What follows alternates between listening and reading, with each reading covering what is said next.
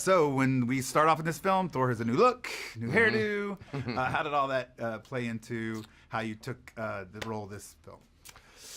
I think the objective from, even years before we'd written the script was to change this film up in some way. I think it all started to feel a little bit familiar and predictable, and I called Kevin Feige and said, we got to do something different here. And he agreed, and was incredibly receptive. And then we had Taika come on board, who had the same attitude. And so it was about changing the aesthetic look, the hair, the hammer, the costume, everything, the world that we were a part of, the universe, the music, everything. And so it felt like kind of a clean slate, and starting again and playing a new character in a way, which was hugely freeing and invigorating.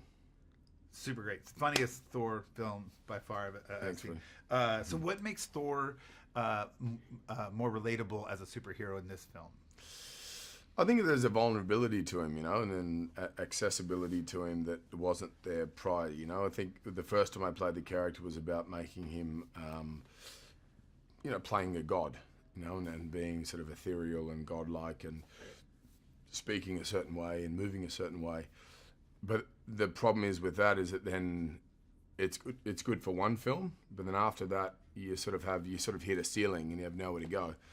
And so this film was about kind of stripping that back and having a greater access to that vulnerability and relatability about he's one of us.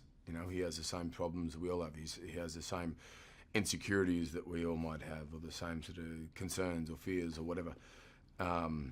And then so we sort of did away with any exterior sort of confidence, and he was almost on the back foot a lot of the time, which is a lot more fun to play. There's a self-deprecating sort of attitude and sense of humor that comes into play there. Interesting. When I talked to Taika, he said that he also felt like Thor sort of took on a maternal essence because he was taking care of everyone, from Hulk, from all that stuff. Do you have any?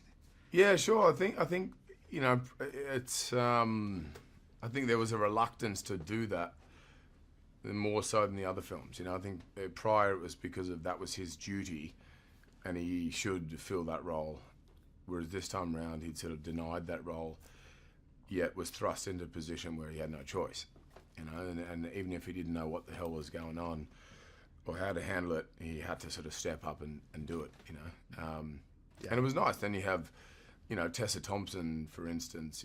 Her character has this Han Solo quality to her, and this brashness and confidence, which puts Thor in the back foot and brings out a whole different quality again.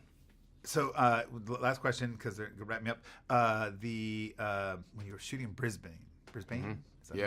Brisbane and the Gold Coast. Brisbane, there was this amazing outpour, like fans constantly. It's kind of hard to shoot sometimes.